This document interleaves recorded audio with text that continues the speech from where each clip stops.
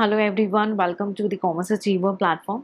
आज के इस सेशन से इकोनॉमिक्स का एक और इम्पॉर्टेंट टॉपिक आज हम डिस्कस करने वाले हैं। नेम है कंज्यूमर इक्विलिब्रियम। तो इकोनॉमिक्स की हमारी कंप्लीट सीरीज चल रही है। हमने कई सारे सेशंस को कवर अप किया है, कई इंपॉर्टेंट टॉपिक्स को कवर अप किया है। अगर आप फर्स्ट टाइम विजिटर हैं तो आप इकोनॉमिक्स की प्लेलिस्ट को रेफर कर सकते हैं।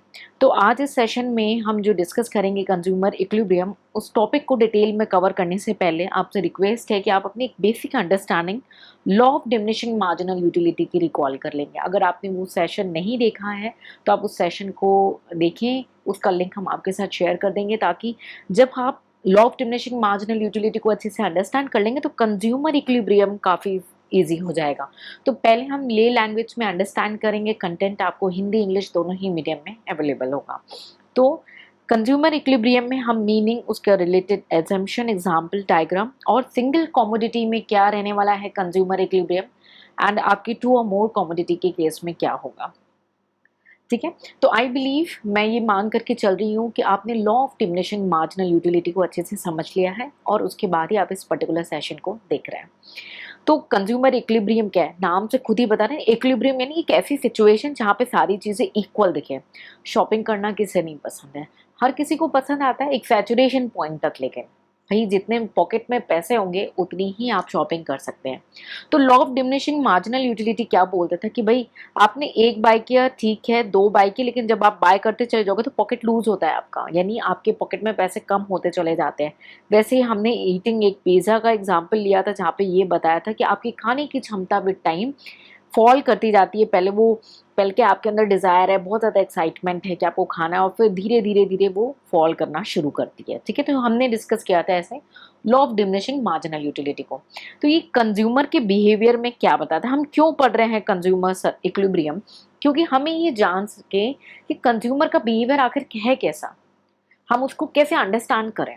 ठीक है, तो कंज्यूमर इक्विलिब्रियम हमारे लिए एक रोड मैप बनता है जहाँ की हम कंज्यूमर के बिहेवियर को अंडरस्टैंड कर सकें।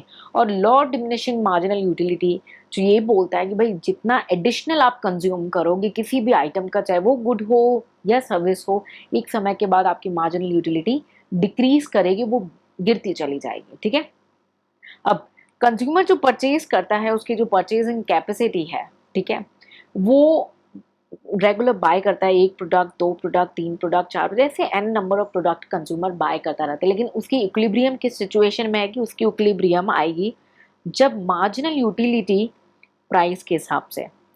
आई बिलीव मार्जिनल यूटिलिटी क्या है उसको आपने अच्छे से अंडरस्टैंड किया हो। अगर नहीं किया है ना, वीडियो को पॉज करें, उसका लिंक शेयर कर दिया जाएगा, उस पर्टिकुलर वीडियो का आप उसे रेफर करें कि मार्जिनल यूटिलिटी क्या है। काफ़ी अच्छी, काफ़ी ले लैंग्वेज में उसे एक्सप्लेन किया, तभी आप कनेक्ट कर पाएंगे कि कंज्यूमर इक्विलिब्रियम आखिर क्यों मार्जिनल यूटिलिटी की स्टेज पे आ रहा है।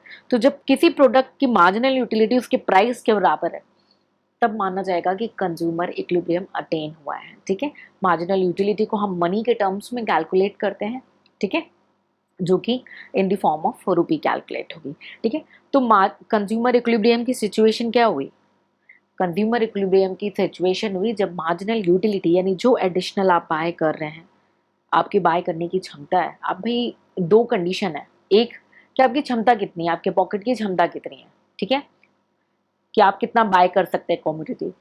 ठीक है, किन कॉम्बिनेशंस की कमोडिटी बाय कर सकते हैं अपनी टेस्ट और प्रेफरेंसेस के हिसाब से। ठीक है, तो पहले तो आपके पॉकेट की क्षमता प्लस आपको क्या चाहिए आपकी टेस्ट एंड प्रेफरेंसेस के हिसाब से। ठीक है, तो हम इंडिविजुअली कवर अप करेंगे सिंगल कमोडिटी और मल्टीपल कमोडिटी का क्या केस है, लेकिन उससे पहले एक ब्रीफ रीडिंग लेते हैं कंज्यूमर इक्विलिब्रियम का, ताकि आपकी वोकैबुलरी स्ट्रांग हो जाए। As per the law of diminishing marginal utility, the additional additional consumption of an item leads to the decreasing marginal utility। यानी additional जब आप consume करेंगे उसकी वजह से हमें decreasing marginal utility देखने को मिलती है। The consumer will be willing to purchase an item so long as a marginal utility derived is equal to the price of commodity। आप उसी क्षमता तक बाय करना चाहोगे जब तक marginal utility price of the commodity के बराबर नहीं होता। क्यों?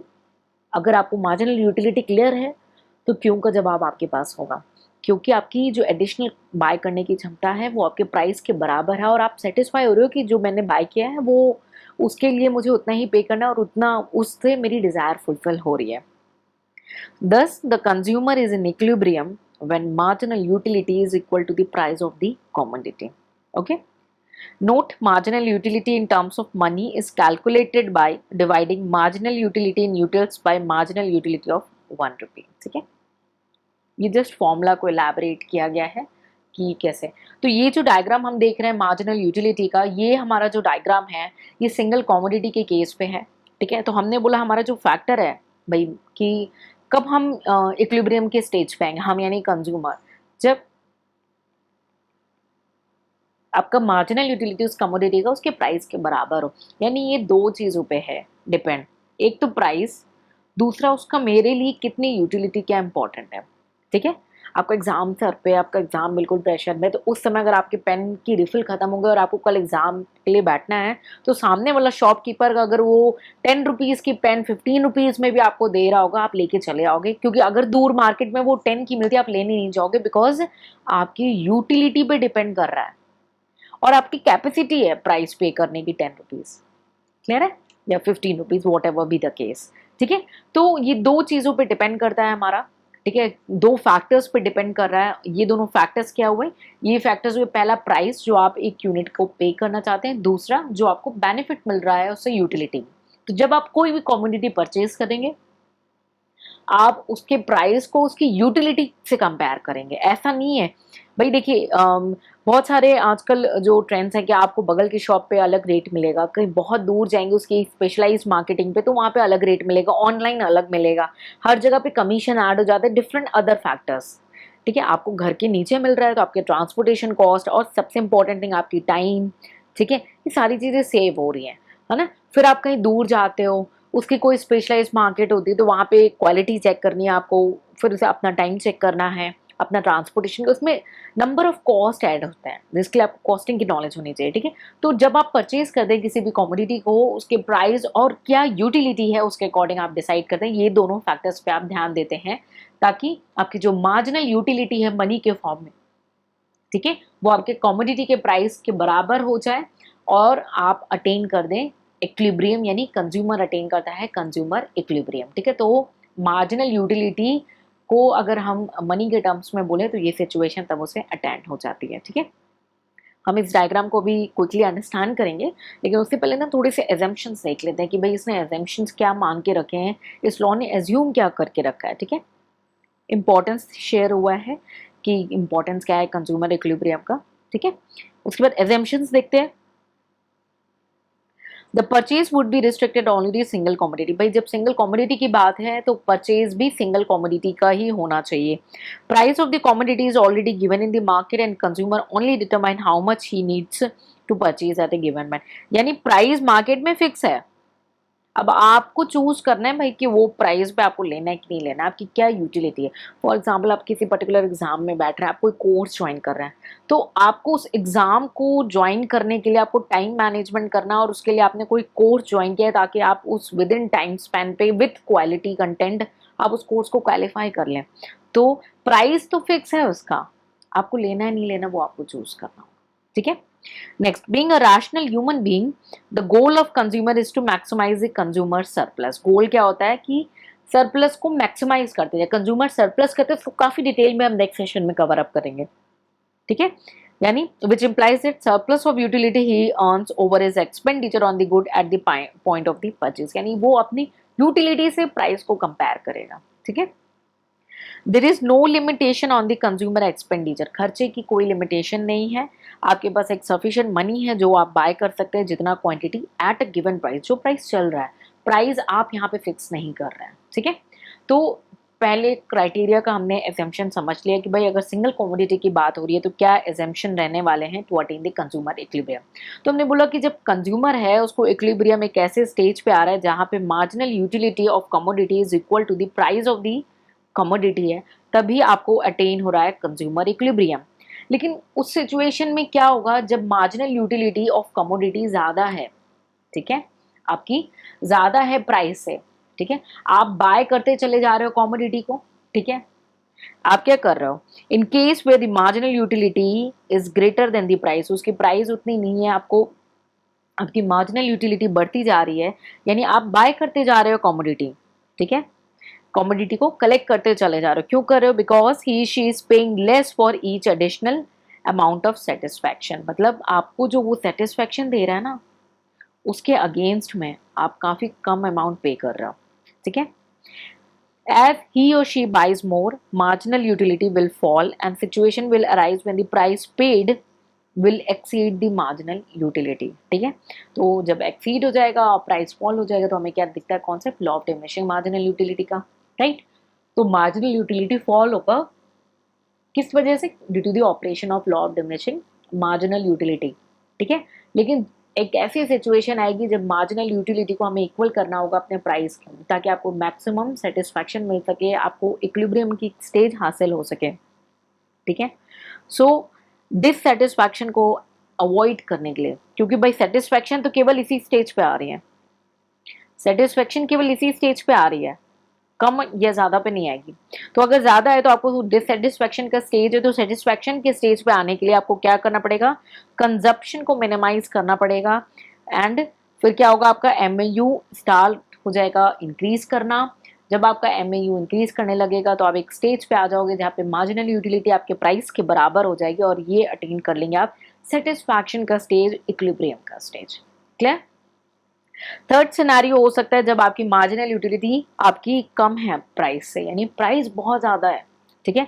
Consumer will have to minimize his और her consumption of the commodity to raise his total satisfaction till marginal utility become to the price.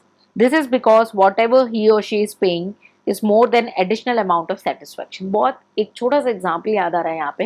Apple की जो आईफोन्स वगैरह use करते हैं, बहुत सारे लोग कहते हैं यार फिर फोन यूज ही तो करना है, करना क्या है?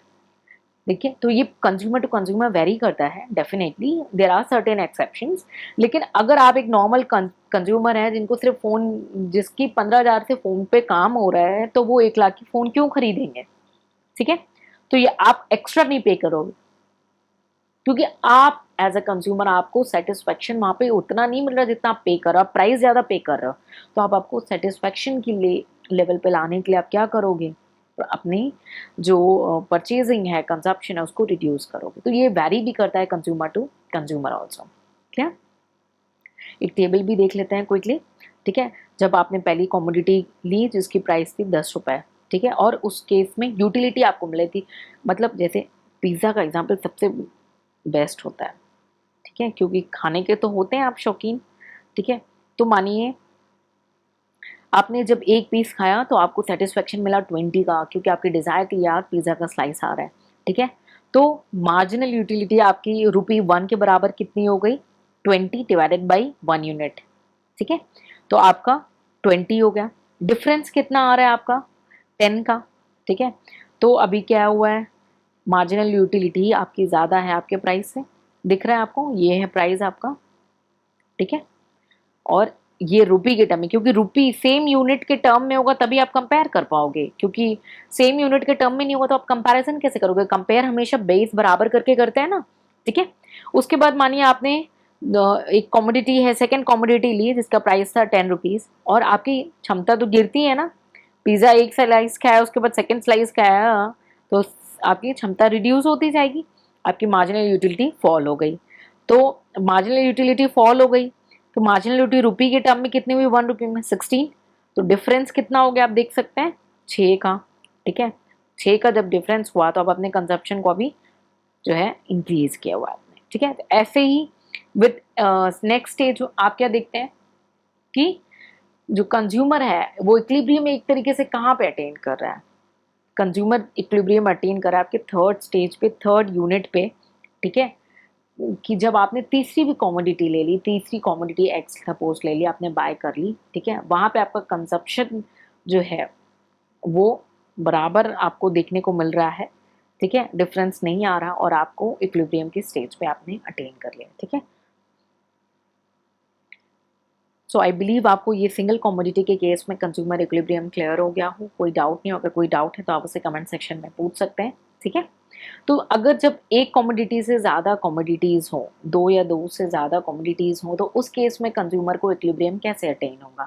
भाई law of diminishing marginal utility जो है वो एक कमोडिटी के केस में ही एप्लीकेबल है।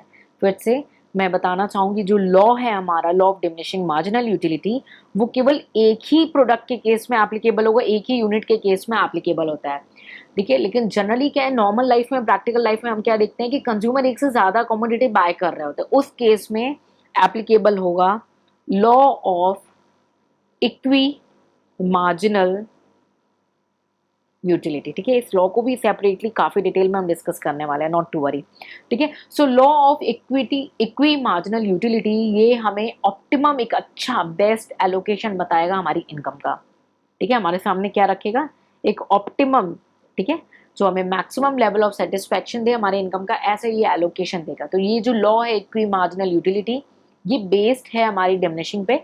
डिमिनिशिंग क्या है, हमारे एक कमोडिटी में डील करता है, और इक्वी मार्जिनल यूटिलिटी हमारे दो या दो से अधिक जो केसेस में एप्लीकेबल होता है। यहाँ पे आपके जो कंज्यूमर है उनको इक्विलिब्रियम कब अटेन होगा, जब मार्जिनल यूटिलिटी का जो रेशियो है वो प्राइस के कंपैरेटिवली एक कमोडिटी का दूसरे कमोडिटी से मैच करे, ठीक है। तो क्विकली हम इसके एजम्पशन रीड कर लेते हैं। The consumer purchase only two goods A and B से the price of both the goods are already given, price already given है मार्केट में दोनों गुड्स का। कंज्यूमर कैन नॉट चेंज और इन्फ्लुएंस द प्राइस, ठीक है।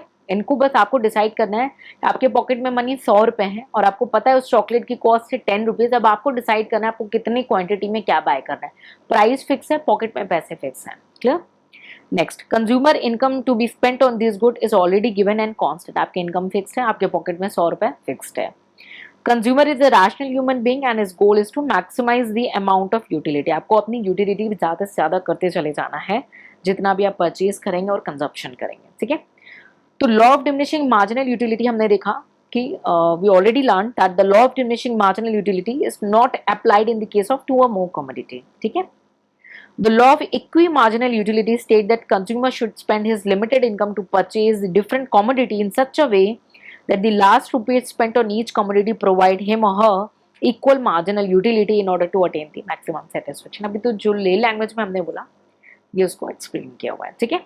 तो लॉ आपका इक्वी मार्जिनल यूटिलिटी एप्लीकेबल होता है, ठीक है। तो इसमें कैसे कैलकुलेट होगा, marginal utility of X by price of X, ये बराबर होगा marginal utility of product Y by price of Y, ठीक है। तो जो भी मार्जिनल यूटिलिटी लास्ट रुपया आप स्पेंड कर रहे हैं अपने हर एक कॉमोडिटी पे, ठीक है, वो आपको इक्वल प्रोवाइड करेगा, इक्वल लेवल ऑफ सेटिस्फैक्शन आपको उससे अवेलेबल होगा, ठीक है। तो अगर इक्विलिब्रियम पोजीशन पे आपको आना है तो marginal utility of the last rupee spend जो है वो सेम होना चाहिए, सेटिस्फैक्शन सेम मिलना चाहिए। मार्जिनल यूटिलिटी ऑफ कमोडिटी जो है वो फॉल होंगी as more of it, obviously आप जितना ज़्यादा कंज्यूम करते जाएंगे आपकी पॉकेट फॉल करती चली जाएगी, ठीक है। तो ये दो स्टेज पे आपको जो है दिखता है कि आपको इक्विलिब्रियम कैसे अटेन हो रहा है। चलिए एग्जाम्पल देख लेते हैं एक क्विकली। अगेन हम देखते हैं मार्जिनल यूटिलिटी आपकी गिवन है, सपोज ये यूनिट्स आपने कंज्यूम किए 1 2 3 4 5 6, मार्जिनल यूटिलिटी आपकी देख रहे हैं फॉल करती चली जा रही है, ठीक है। अब आपको कैसे कैलकुलेट करना है law of equity, marginal utility of X by price of x. तो 20 डिवाइडेड बाई, अब प्राइस तो गिवन नहीं है, हमने प्राइस को एज्यूम कर लिया 2 रुपीज, ठीक है। तो 20/2 10, 18/2, ये सो एंड सो आपकी अमाउंट निकल के आ गई, ठीक है। रुपी वर्थ में आपकी मार्जिनल यूटिलिटी आ गई, ठीक है। ये वाई कॉमोडिटी का गिवन है, सेम फॉर्म में वाई कॉमोडिटी में हम प्राइस को मान लेते हैं 3 रुपीज और अकॉर्डिंगली हमने वाई की भी वैल्यू कैलकुलेट कर ली। तो हमने क्या देखा कि एक जो मैक्सिमम सेटिस्फेक्शन है, ठीक है, जो भी मैक्सिमम आपको जो सेटिस्फेक्शन मिल रहा है वो किस लेवल पे आप मार्जिनल यूटिलिटी का मिल रहा है, वो मिल रहा है आपको 24 पे, ठीक है। मैक्सिमम जो है सेटिस्फेक्शन आप अपनी जब 24 रुपए खर्च कर ले रहे हैं तब कंज्यूमर क्या कर रहा है, 6 यूनिट जो है बाय कर ले रहा है एक्स की, है ना, बाय स्पेंडिंग कितना रुपीज, 12 रुपीज, ठीक है। और 4 यूनिट बाय कर ले रहा है वाई की बाय स्पेंडिंग रुपीज 12, ठीक है। तो कॉम्बिनेशन लेकर के आना है हमें, जो कॉम्बिनेशन आपको मैक्सिमम सेटिस्फेक्शन दे वो कॉम्बिनेशन को हमें देख करके चलना है, ठीक है।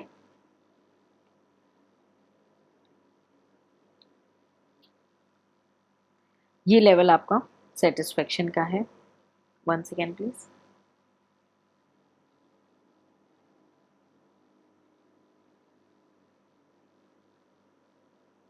ठीक है, ओके। तो जब दो या दो से ज़्यादा प्रोडक्ट आप बाय कर रहे हैं, ठीक है, तो आपने जो लास्ट रुपीज़ स्पेंड करी है, तो कंज्यूमर इक्विलिब्रियम सब्जेक्ट कब होगा? जितना उसके पॉकेट में पैसा है, जितना वो स्पेंड कर सकता है, क्योंकि हम देख रहे हैं हाईएस्ट स्पेंड कितना हो सकता है, 24 रुपीज़ ही हाईएस्ट स्पेंड हो सकता है। तो अब कैसे हम बाय करें कि 24 रुपये में हमारे सारे प्रोडक्ट्स हमें अवेलेबल हो जाए, राइट? 24 रुपये में। तो एक तो ये कॉम्बिनेशन हमें दिखा, ठीक है, और दूसरा हमें कॉम्बिनेशन क्या दिखा? 12 एंड अगेन 12, ठीक है। तो 6 कॉमोडिटी आपकी जो है एक्स की और 4 कॉमोडिटी आपकी वाई की आ जाएगी, और इन कॉम्बिनेशन से आपको एक मैक्सिमम सेटिस्फैक्शन अवेलेबल हो जाएगी। क्लियर है? ठीक है। सो आई बिलीव आपको ये जो कॉन्सेप्ट है आपका कंज्यूमर इक्विलिब्रियम का, ये आपको क्लियर हो चुका हो, ठीक है। और हमने एक तरीके से दो व्यू पॉइंट्स यहाँ पे डिस्कस किए, कंज्यूमर सरप्लस और एक आपका law of equi marginal utility. इसको हम सेपरेट सेशन में भी कवर अप करेंगे काफ़ी डिटेल में, ताकि आप इसको और अच्छे से समझ सकें। आई बिलीव आज के इस पर्टिकुलर सेशन में आपको कंज्यूमर इक्विलिब्रियम का एक बेसिक आइडिया आपको क्लियर हो चुका हो कि कंज्यूमर इक्विलिब्रियम होता क्या है। हमने इसे कवर अप किया, मीनिंग को कवर अप किया, single commodity and multiple commodity के केस में हमने एजम्पशन को समझा, पर्टिकुलर एग्जाम्पल को देखा, हमने डायग्राम को देखा कि दोनों कमोडिटीज़ के केस में और कौन सा लॉ एप्लीकेबल होगा। कई बार पूछ लिया जाता है कि सिंगल कमोडिटी के केस में कौन सा लॉ एप्लीकेबल होगा और टू और मोर कमोडिटी के केस में कौन सा लॉ एप्लीकेबल होगा। सो आई बिलीव आज के सेशन में आपको कंज्यूमर इक्विलिब्रियम का कॉन्सेप्ट काफ़ी अच्छे से क्लियर हो चुका है। अगर नहीं क्लियर है, आपसे रिक्वेस्ट है पॉज करें, दोबारा एक बार रिवाइज करें, और अगर कोई डाउट है तो उसे कमेंट सेक्शन में पूछें। Law of equi marginal utility को हम एक और सेपरेट सेशन में थोड़ा सा डिटेल में कवर अप करेंगे, ठीक है। और कंज्यूमर सरप्लस को भी हम एक सेपरेट सेशन में काफ़ी डिटेल में कवर अप करने वाले हैं। इन सेशंस को कंबाइन करके देखें ताकि इस सेशन का आपको मैक्सिमम बेनिफिट मिले। हम मिलेंगे नेक्स्ट सेशन में, कुछ और नया सीखेंगे। कंटेंट आपको इंग्लिश और हिंदी दोनों ही मोड में शेयर किया जाएगा, ताकि आप जो भी मोड ऑप्ट करते हैं आप उसे दोनों लैंग्वेज में उसे रीड कर सकें, ठीक है। तो ये हमारे पास कंटेंट मैंने आपको इंग्लिश में दिखाया था, ये कंटेंट आपका हिंदी में है। आप इसे पॉज करके यहाँ पे रीड कर सकते हैं, और वीडियो सेशन के थ्रू ही अपने सेशंस को मल्टीपल टाइम रिवाइज कर सकते हैं, ठीक है। तो चलिए मिलेंगे नेक्स्ट सेशन में, कुछ और नया सीखेंगे इकोनॉमिक्स में। हमारे साथ जुड़े रहें, इन सेशन का मैक्सिमम बेनिफिट मिले। Take care, bye bye and जय हिंद।